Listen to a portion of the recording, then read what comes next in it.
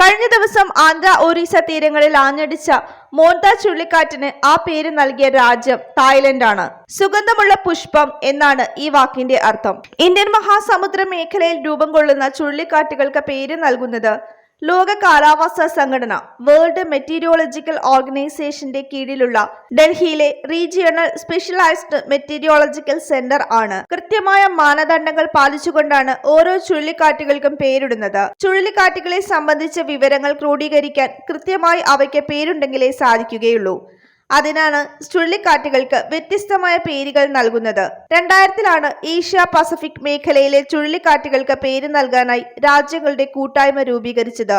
Bangladesh, India, Maldives, Myanmar, Oman, Pakistan, Sri Lanka, Thailand, Yemen, Iran, Qatar, Saudi Arabia, UAE എന്നിവയാണ് ഈ മേഖലയിലെ ചുഴലിക്കാറ്റുകൾക്ക് പേരിടുന്ന രാജ്യങ്ങൾ. ഓരോ രാജ്യവും 13 പേരുകൾ നിർദ്ദേശിക്കുന്നു. ഇങ്ങനെ രാജ്യങ്ങൾ സമർപ്പിച്ച പേരുകളിൽ നിന്നാണ് പുതിയ ചുഴലിക്കാറ്റ് രൂപപ്പെടുമ്പോൾ അതിന് പേര് തിരഞ്ഞെടുക്കുന്നത്.